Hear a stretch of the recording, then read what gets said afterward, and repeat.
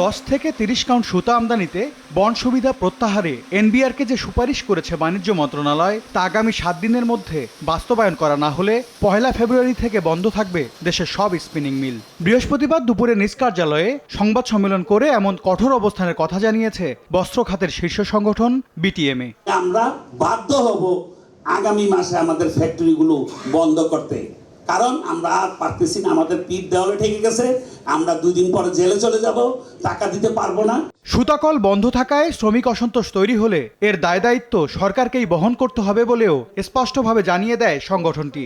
আমাদের কাপড় চোপড় রেখে খালি গায়ে রাস্তায় গিয়ে দাঁড়ানোর অবস্থা হয়ে গেছে। আমার বাড়িতে কিছুদিন পরে ব্যাংক লোক পাঠাবে, টাকা দেন। নতুন তো এখন হয়, ব্যাংকের নিচে এসে লোক বাদ্য বাজায়। তো বাদ্য যখন বাজাবেন তাহলে আমার প্রোটেকশন কি?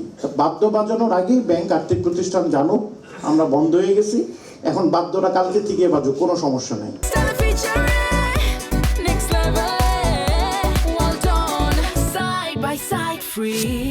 এমনকি ব্যাংক আর্থিক প্রতিষ্ঠানের দায় দেনা সুতাকল মালিকরা পরিশোধ করতে পারবে না বলেও সতর্ক করেন বিটিএমএ সভাপতি।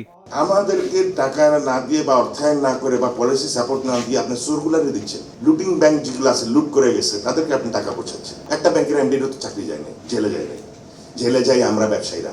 সরকারের এমন সিদ্ধান্ত দেশের প্রধান রপ্তানি খাত ধ্বংসে কোনো বৃহৎ ষড়যন্ত্রের অংশ কিনা তা খতিয়ে দেখার তাগিদ দেয়া হয় বিটিএম-এর সংবাদ সম্মেলনে।